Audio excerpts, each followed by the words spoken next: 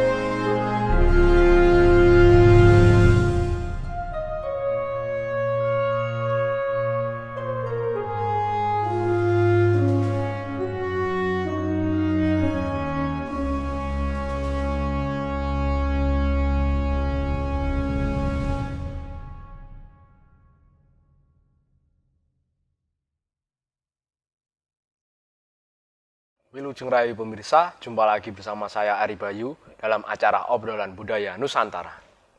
Dalam kesempatan ini kita masih membahas epos Mahabharata. Mungkin banyak dari pemirsa yang masih penasaran apa saja kisah-kisah yang ada dalam epos tersebut. Langsung aja kita tanyakan ke Mas Gurit. Mas Gurit kemarin kan telah bercerita tentang kisah Parikenan yang menjadi jago para dewa itu Mas Gurit. Nah, terus kisah selanjutnya dari Parikenan itu sendiri bagaimana Mas Gurit? Tolong Mas Gurit ceritakan agar saya dan pemirsa jadi tahu Mas Gurit cerita tersebut. Oke Mas Bayu. Nah, terima kasih atas pertanyaannya. Saya juga akan menjawab sepengetahuan saya saja. Jadi informasi yang saya berikan jangan menjadi patokan informasi tersebut benar, namun itu hanya sepengetahuan saya saja Mas Bayu. Jadi saya tidak menyalahkan kalau nanti para pemirsa yang menonton video ini mempunyai sanggit-sanggit tersendiri tentang Parikenan tersebut. Nah, karena setiap daerah, setiap dalang memiliki sanggit tersendiri dalam mempergelarkan cerita-cerita wayang kulit sendiri tentang beberapa lakon yang ada di epos Ramayana maupun Mahabharata Mas Bayu. Nah, saya kemarin kita telah membahas tentang Parikenan yang menjadi jagonya para dewa dan mengalahkan Raja Giling-Wesi yang mengkudeta negaranya. Nah, setelah itu kali ini akan bercerita tentang pernikahan Parikenan Mas Bayu. Pernikahan Parikenan. Parikenan. Nah, Parikenan itu kemarin saya juga telah menceritakan bahwa dia adalah anak Prabu Bromo Satopo, Raja Giling-Wesi. Nah, setelah si raja yang mengkudetanya kalah kan si Bromo Satopo menjadi raja lagi. Nah, pada saat itu otomatis Parikenan kembali ke negara Giling-Wesi. Nah, pada saat itu sudah berjalannya selang waktu yang cukup lama. Setelah akan menikahkan Parikenan, pada saat itu tiba-tiba si Parikenan itu sendiri pergi Mas dari kerajaan Giling-Wesi. Kenapa begitu Mas? Nah, pada saat itu perginya si Parikenan juga bersamaan dengan hilangnya si Raden Sugondo anak patih negara Giling-Wesi Mas Bayu. Jadi dua orang tersebut tiba-tiba hilang dari kerajaan Giling-Wesi Mas Bayu. Nah, padahal si Parikenan itu tadi akan dinikahkan dengan Dewi Bromoneki. Dewi Bromoneki. Bromoneki. Ya, benar sekali. Putranya Prabu Basupati. Nah, dengan syarat atau Bono, istilah Bono, tinggalan swarga Mas Bayu, tinggalan swarga. Nah, akhirnya sang raja mengutus anak-anaknya lagi yang bernama Bromokestu untuk mencari kakaknya tadi si Parikenan itu tadi yang hilang dari negara Giling-Wesi, padahal dia akan dijodohkan. si Bromokestu menyanggupi untuk mencari kakaknya yang hilang Parikenan itu tadi. Berangkatlah si Bromokestu tadi. Nah, di lain tempat di negara Anggaputra atau Onggoputra, nek Jawa Onggoputra, nek di Indonesia ini Anggaputra. Ada raja bernama Prabu Lokapada. Lokapada atau Lokopodo dan patihna Jayaloko. Lokopodo kita menyebutnya Lokopodo mawon. Lokopodo dan patihna Jayaloko. Sang raja itu teringat saat dulu pernah berkumpul dengan Raja Wirata sebelum Prabu Basupati bernama Prabu Basuroto. Pernah mengatakan dan ya berjanji istilahnya nantinya ada salah satu keturunan Prabu Basuroto yang akan diberikan kepada sang Prabu tadi, sang Prabu Lokopodo itu tadi. Nah, intinya dia ingin menagih janjinya itu tersebut. Di tempat lain akhirnya berangkatlah si Prabu Lokopodo dan patihnya tadi, ingin jaluk janjine tersebut. Akhirnya diselang beberapa waktu di tempat lain di hutan Wonotunggul, Raden Parikenan yang hilang tadi, Raden Parikenan tadi mencari hilangnya, ternyata dia pergi dari Projo atau negara Gilimengsi, dia mencari hilangnya Patih Sugondo itu tadi. Patih Sugondo, anak Patih tadi, yang Raden Sugondo itu tadi. Berarti dia itu hilang mencari patihnya. Mencari karena ada yang mengatakan atau versi yang mengatakan bahwa Patih Sugondo dan si Bambang Parikenan memiliki hubungan yang seperti sahabat itulah. Jadi kalau si Sugondo hilang dia mencari si Parikenan, ya itu tadi. Nah, ternyata hilangnya si Raden Sugondo tadi dia berada di sebuah gunung bernama Gunung Mahendro. Gunung Mahendro, Raden Sugondo di sana dia sedang bertapa, Mas Bayu. Dia bertapa di Gunung Mahendro dan pada saat bertapa dia diganggu oleh celeng atau babi hutan dan juga gajah-gajah, Mas Bayu. Banyak yang mengganggunya, istilahnya godaannya. Dia bertapa di Gunung Mahendro tersebut. Nah, akhirnya terjadi peperangan antara gajah dan celeng tadi. Nah, istilahnya pengen mengusir si Sugondo itu tadi, Mas Bayu. Ingin mengganggu tapanya itu. Ingin mengganggu pertapaannya. Ya, sebelumnya Mas Klit silahkan minum dulu, Mas Klit. Mungkin banyak dari pemirsa yang penasaran tentang kisah kelanjutan tersebut, tapi sebelumnya kita minum dulu.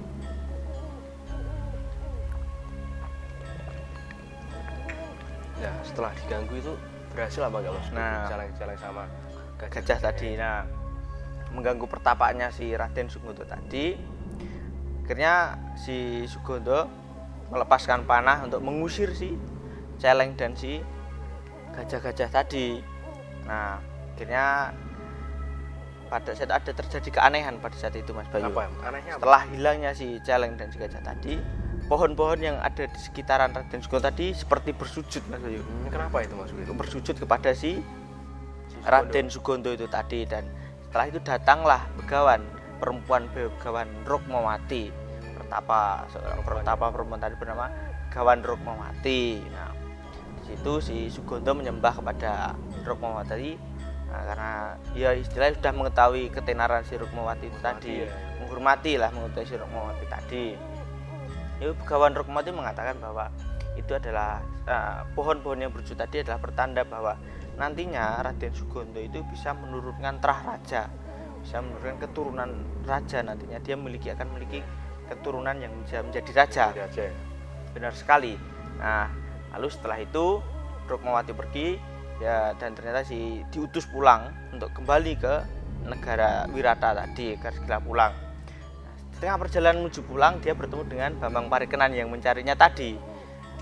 Nah, tiba-tiba setelah bertemu, intinya ingin pulang bareng. Nah, ingin pulang dan bertemu dengan Bromokestu yang diutus ayahnya Prabu Basupati tadi untuk mencari Parikenan tadi. Nah, bertemu dengan mengatakan Bambang Parikenan akan dinikahkan dengan Dewi Bromonegi, namun dengan syarat atau bubono itu tinggalan swarga. Akhirnya keduanya menyanggupi untuk mencari bebono tersebut, yang adanya di kayangannya Bathara Indra. Ya, si Bambang Parikenan bersama si Raden Sugondo tadi pergi ke kayangan kayangannya Bathara Indra. Nah, sama di kayangan keduanya bertemu dengan Bathara Indra.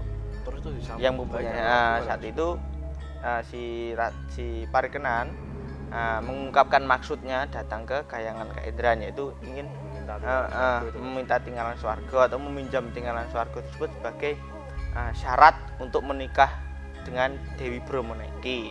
Pada saat itu si Bathara Indra tidak loko-loko nyilih seperti itu, namun dia tidak cuma-cuma, namun dia menguji dulu keseriusan si Bambang Parikenan tadi dengan cara dia berperang dulu melawan si setelah ngapusi sik ora dinehne. Akhirnya si Bambang kan untuk kan memaksa akhirnya. Nah, berarti kan si Bambang serius, terjadi peperangan antara Bathara Indra dan si Parikenan. Nah, Bathara Indra kalah, akhirnya kalah. Akhirnya ada yang mengatakan dia mengalah, namun juga bisa dia juga kalah. Lalu dia berjanji akan memberikan tinggalan swarga tersebut, namun langsung ke negara Wirata, tidak melalui Parikenan. Nah, pada situ si Parikenan senang sekali karena dia berhasil mencari syarat untuk bebononya tadi, tinggalan swarga itu tadi, dan kembali ke negara Wirata. Akhirnya ada seorang resi bernama Resi Wismamida dan putranya bernama Kuswala. Si Kuswala mengatakan kepada ayahnya, yaitu Resi Wismamida, ingin suwito mengabdi ke negara Wirata. Nah, pada saat itu setengah perjalanan dia bertemu dengan Prabu Lokopodo tadi. Nah, saat itu si Lokopodo mengatakan ingin meminta putri kepada Wirata, namun si Kuswala sudah punya insting lah, setelah si Lokopodo pasti akan berbuat jelek seperti itu. Maka terjadi peperangan dulu antara Lokopodo tadi melawan si Kuswala tadi. Perang terjadi, namun si Kuswala kalah, tidak ora tandingannya lah, tidak tandingannya. Akhirnya dia kalah dan lari menuju ke negara Wirata. Nah, selang tepat di negara Wirata, sang Prabu Basupati dia bertemu dengan kawannya bernama Prabu Cingkaradewa dan Sri Mahawan. Dan juga Kuswala tadi yang ingin mengabdi tadi. Nah, si Prabu Basupati menerima pengabdian si Kuswala tadi. Nah, tiba-tiba setelah itu datanglah si Parikenan bersama dengan tinggalan swarga yang diberikan si Bathara Indra tadi sebagai syarat untuk menikahi Bromoneki tadi. Nah, lalu setelah syaratnya ada, terjadi pernikahan antara Parikenan dengan Dewi Bromoneki. Betul sekali. Setelah terjadi pernikahan, telah mengadakan upacara pernikahan, tiba-tiba datanglah Prabu Lokopodo, Mas Bayu. Ngapain, Mas? Yang Lokopodo tadi yang minta janji kepada sang raja untuk memberikan anak Wirata untuk dijadikan istri. Ya, terus apakah sang raja mengasihkan anaknya apa tidak, Mas? Nah, di situ kan si Lokopodo menagih janjinya, teman. Lah, sehingga sang raja kan juga kebingungan. Nah, lalu tanggap si Patih Sugonto tadi. Nah, Patih Sugonto tadi mengatakan bahwa tidak akan memberikan anak Wirata kepada si Lokopodo tadi. Nah, maka tadi itu terjadi peperangan Lokopodo melawan si Sugonto.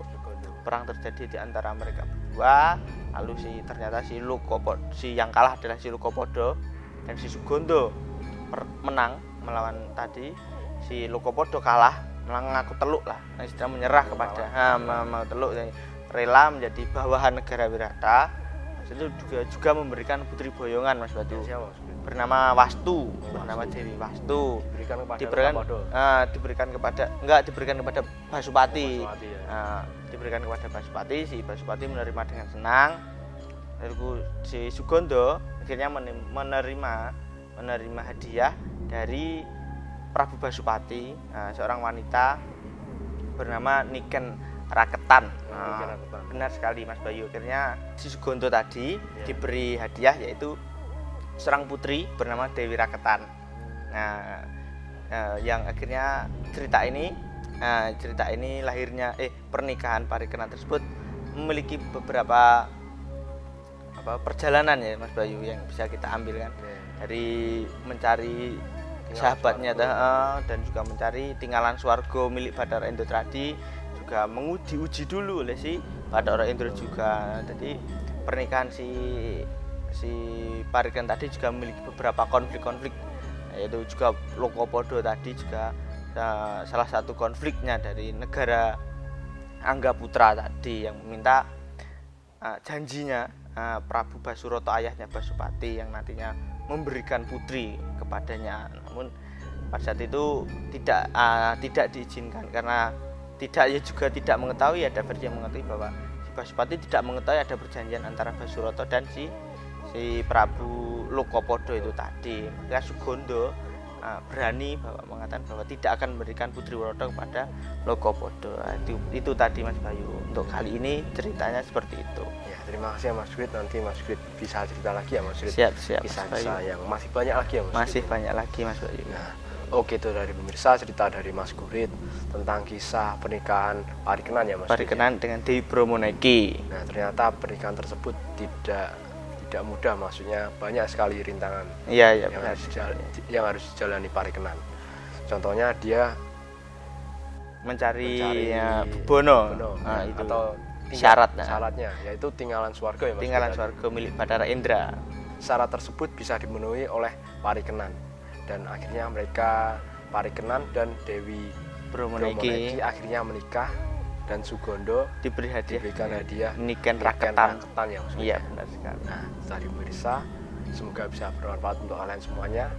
Apabila ada salah-salah kata, kami mohon maaf. Tetap ikuti video kita selanjutnya. Tetap di Salam Budaya Nusantara.